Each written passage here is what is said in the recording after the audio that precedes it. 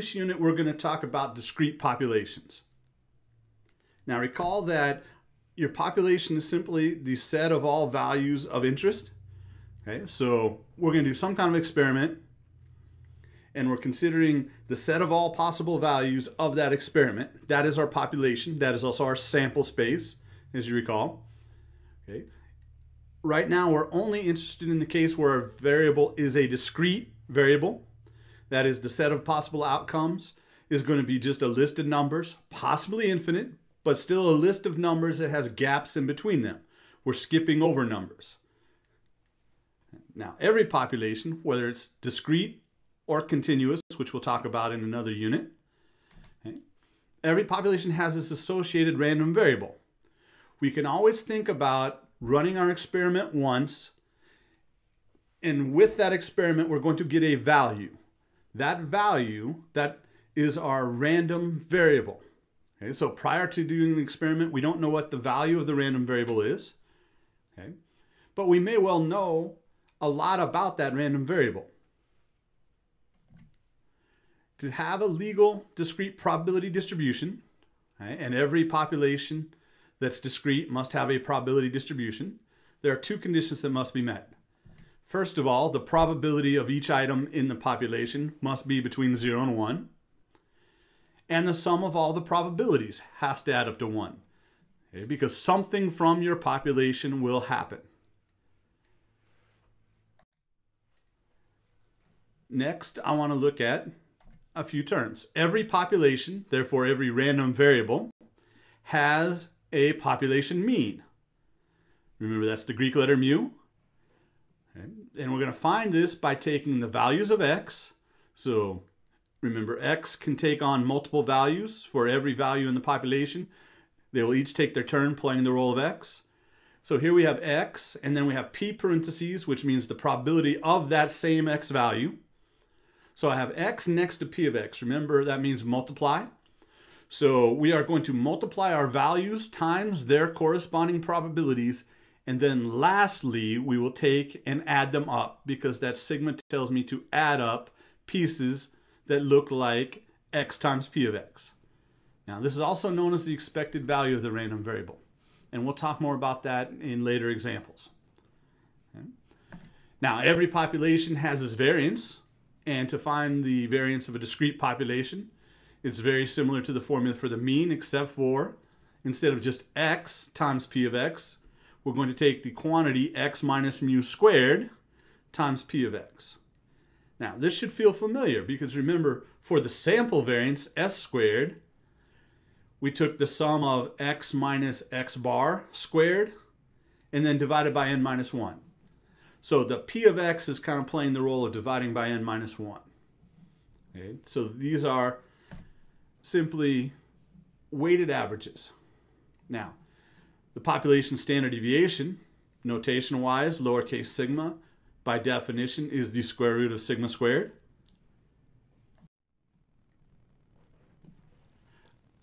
Like I said, the mean and variance are just weighted averages, where the probabilities are the weights. So, in a population, some values occur much more often than others. So we can't just take the values in our population, add them up, and divide. We have to account for the fact that one x may occur 80% of the time, and another x may only occur 3% of the time. So we have to take those values and multiply them by the probability of those values happening. And then we're going to add those up. So this is a weighted average where the probabilities are the weights, and it's a weighted average of the actual values of the population themselves. The variance is similar, but notice what have we done? We've taken and replaced x with x minus mu squared. So we're not doing the weighted average of the individual x's anymore, but instead we're doing x minus mu, which you recall is the distance and direction from the mean, and squaring that. So that x minus mu squared is the squared distance from the mean. And so for every value, it has a squared distance from the mean. And that squared distance occurs proportionally as the probability. So we are taking and doing a weighted average of these squared distances from the mean of each of the values. Now, this is very similar to what we did for the sample variance. Remember, that was x minus x bar squared. Then we added those up and divided by n minus 1. Right? So, again, very similar in that conceptually, variance is still essentially the average squared distance from the mean. So here, first we want to verify that we do have a legal probability distribution. And then, if we do, we're going to go ahead and find the mean and standard deviation of this population. In this case, our variable is how many times we get tails when we flip a coin 4 times. So if we flip the coin 4 times, our random variable x equals how many times we get tails. And that could be at a minimum 0 tails, 1, 2, 3, or 4 tails out of 4 flips. So that is definitely a discrete population. Now, I'm giving you the corresponding probabilities of getting 0 out of 4, 1 out of 4, 2 out of 4, 3 out of 4, and 4 out of 4 being tails. You should, from prior work, be able to figure out the probability of getting 0 and 4 tails. Those are just AND problems. Getting 1, 2, and 3 out of 4, those are a little more complex than what you've done. So, we have to verify that we meet the 2 conditions. First of all, the probabilities, they're all between 0 and 1, so we do have legal probabilities.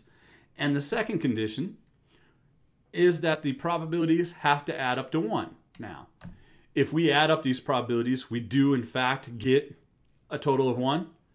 So what this is saying is we have accounted for everything that could happen.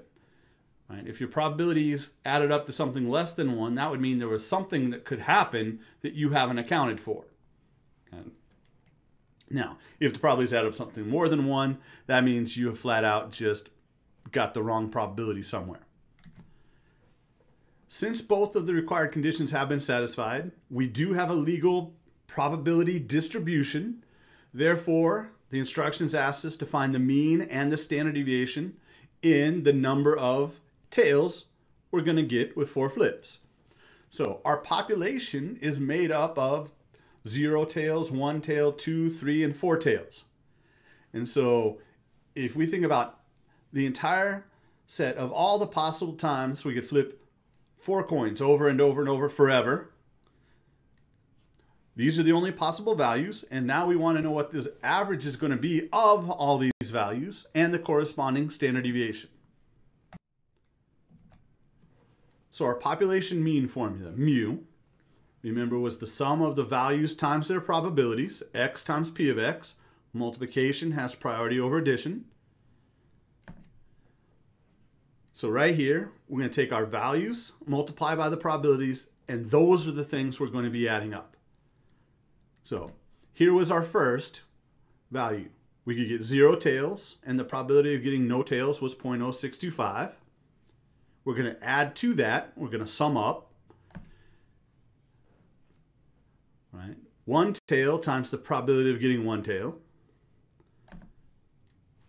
And then we're going to keep moving. 2 times the probability of getting 2.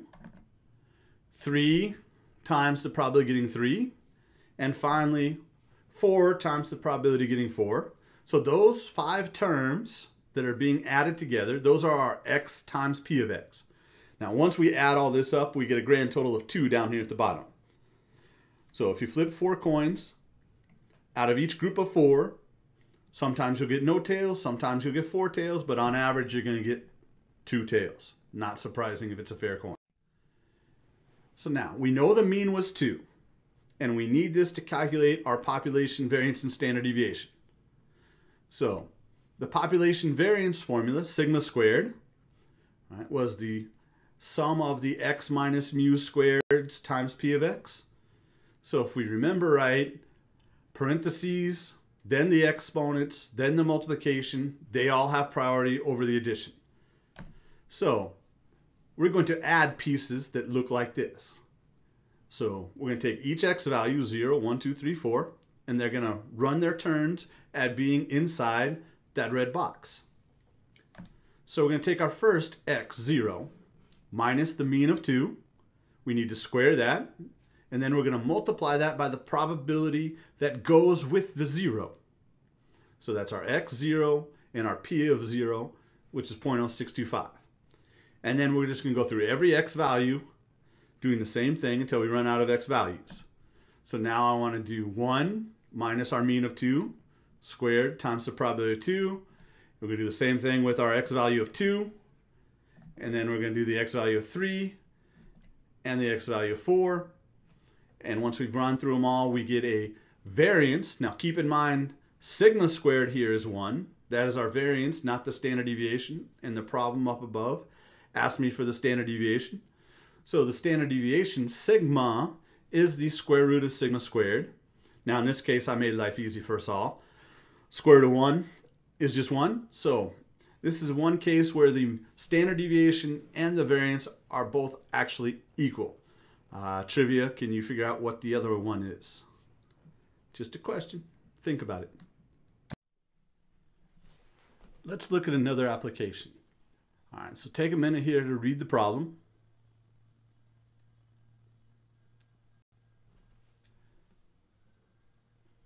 So Neil's Pizza and Ale House, they sell 3 pizzas, or at least 3 sizes, 10, 14, and 16-inch diameter pizzas. We're given what percentage of their pizzas come in each size. And so we're given their sales figures.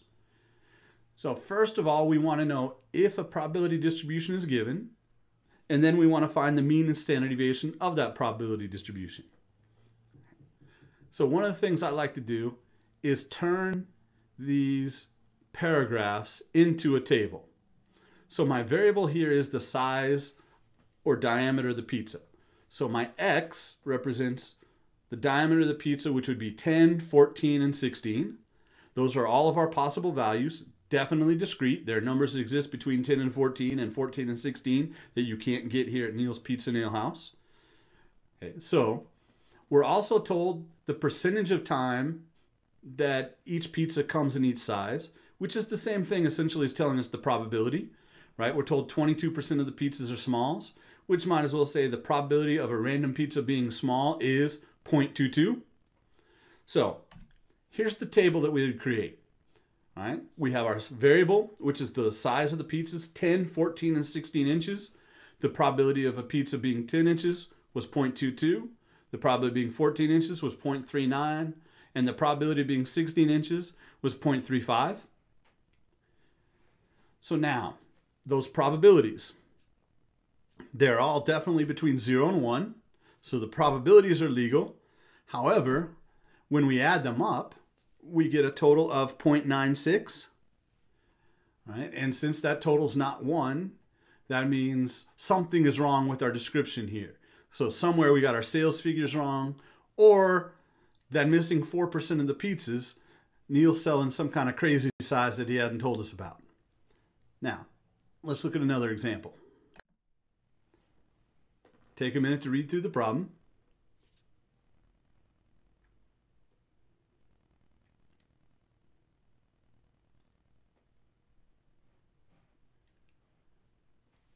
So we're talking about the World Series.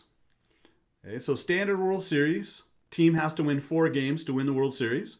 That means it could take 4 games before one team has won all 4 of them, or it could take 5, 6, or 7 games before a team has 4 wins. Now, this data down below is based on information from ESPN.com. Okay, and we have taken out a few years in which they did not play a 7-game series. So in total, we have data here from 107 World Series. So those 107 World Series, okay, they form all of my information about this population. So my population, okay, the variable is the number of games, 4, 5, 6, or 7. Okay, that is the population we're going to be sampling from or wanting to answer questions about. Now the fractions over there are the actual probabilities. So based on this historical data, 21 out of 107 World Series went 4 games. 25 out of 107 went 5 games, and so on.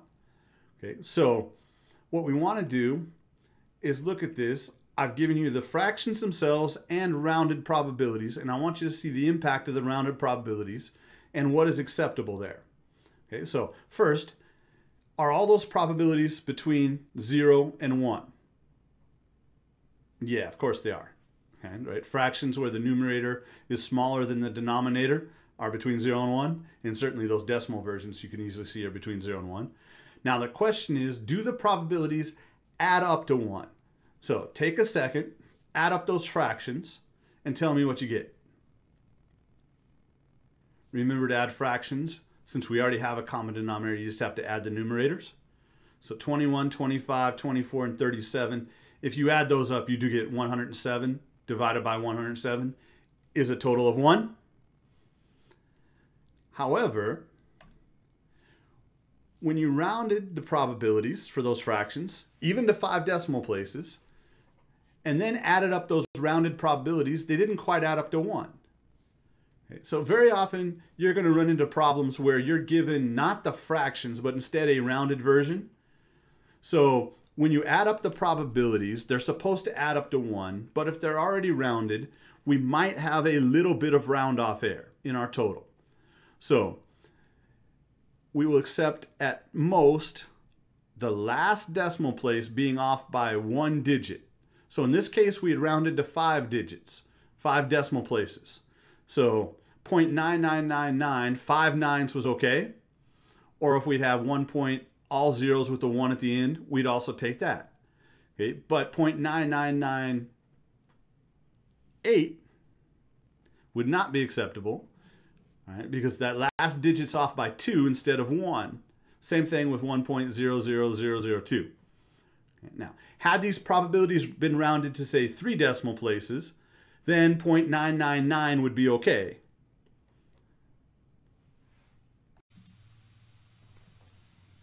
So now I'm going to show you how to use your calculator and the one variable statistics function to find the mean and standard deviation when you have a discrete population. Now, you've already seen how to do this with your calculator and the one var stat function when you have a sample and you want to find your sample statistics. But here we're going to find our population parameters. So first thing I'm going to do is go to Stat and Edit, and I'm going to clear out anything I have in my list that are in the way. Okay, so remember, go to the top of the list, hit Clear, not Delete, Clear, and that'll get rid of the information in your list. And now I want to recreate the table we have for this problem. So in list 1, I want my values, my X values, 4, 5, 6, and 7. Those represent how long the World Series is going to last. Now in list 2, I'm going to put the rounded probabilities that are in our table. So this will take a minute to enter in the entire 5-digit numbers. But go ahead, and again, you should be doing this on your calculator to make sure everything makes sense and that you're getting the same answers.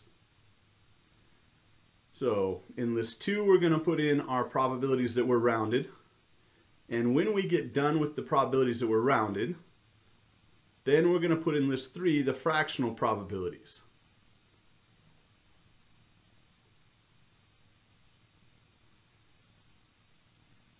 Okay, so we got one more number to enter here in this list. And it's the probability of a World Series lasting 7 games. And then we're going to move over to list 3. And in list 3, we're going to put in the fractions. Now notice at the bottom of the screen, 21 divided by 107 is what I'm entering. The calculator is going to turn this into a rounded decimal in terms of the display. So even though list 2 and list 3 look the same right now, list 3 actually has the fractions, and therefore it's not going to give us the round off error in the very end. Okay, so finish entering these fractions.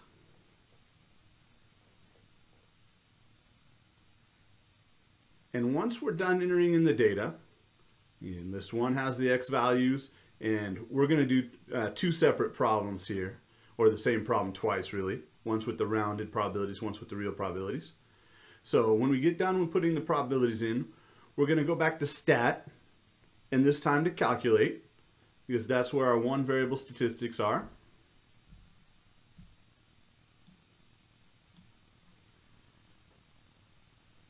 So again, I still have one variable, the length of the World Series. That's my only variable, so I want to do one variable statistics. I want to tell it which list has my X values in it, and that's list 1 right now. So we're going to go second function, then the number 1, to tell it list 1. On the frequency list, when we were doing statistics from a sample, we left this blank. Now we want to tell it where the probabilities are so it can do the weighted averages. So I want to tell it to put list 2. So we're going to do the weighted average using the rounded probabilities here first, which are the probabilities in list 2. And now we're going to do our calculations. So that top line, 5.7196, that's actually mu. Okay. So even though it says X bar, that really is mu, the population mean. Second to the bottom, you see sigma, our population standard deviation, 1.13. And you see the sample size n equals 0.9999 repeating. We'll talk more about those in a second. Now let's do the same thing again. We're going to go back to calc. So stat, calculate, one variable statistics. And don't worry if you didn't get those numbers in. All right, because we're going to look at those numbers in detail after I show you the calculator. So again, I want to put my X values in list 1. All right, so list 1 is the frequency, the list with the length of the World Series. And then in list 2, I want to tell it this time to use list 3, which is my list that had the fractions in it. All right, so these probabilities, again, we're weighting our averages, but this time by the true probabilities, not the rounded probabilities. Okay. And you'll see the difference here in a second. You notice that X bar again at the top looks pretty much the same. Same thing with sigma, but n is equal to 1. Okay, so we'll talk more about that in just a second.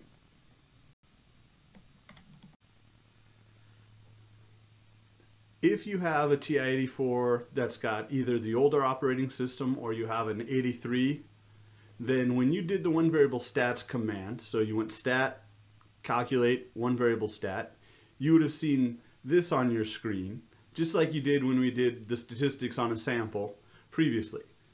Okay, so now we need to tell it where the values are that we want the parameters for, so which values are the ones we want to average. So for us, those are in list 1. So we're going to tell it that we want to do the statistics on list 1. Now, we actually know that we're not doing statistics, we're finding the parameters, because these are the values calculated from a discrete population, where the values of the population are list 1. Then we tell it comma. Okay, so right above the 7 key is the comma. And after that, then we're going to tell it the list that has the values that are probabilities. So where some people put in the frequency list as list 2, you're simply going to put in comma list 2 to say you want to do the values in list 1 weighted by the probabilities in list 2. And when you do that, you're going to get the same answers that we did before using the other operating system.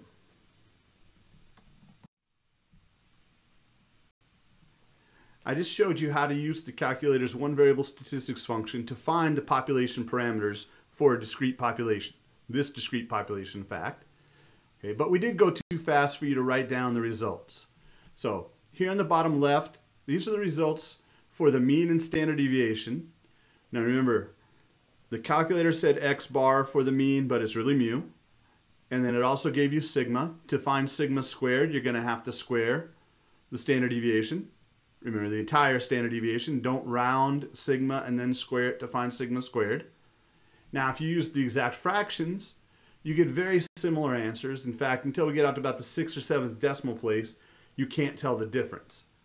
So our probabilities were rounded to 5 decimals in the second column. That's a lot of precision, which meant your final answers had a lot of precision. Now, had we rounded those probabilities, say, to 2 decimal places, then we'd start to see much more of a difference here. Now, the other difference we saw in the display, before we ever went to the calculator, we said that the probabilities that were rounded added up to 0.99999. Okay, and you notice that was what the calculator displayed as n when we used the rounded probabilities. But when we used the fractional probabilities, it displayed n as 1, because n in these weighted averages is the sum of the probabilities. All right, so now let's move on to expected values.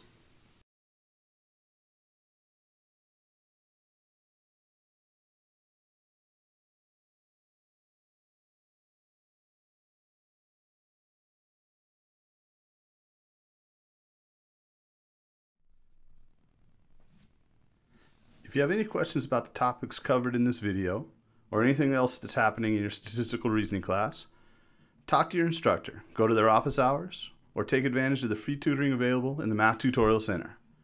Good luck, and go Vols!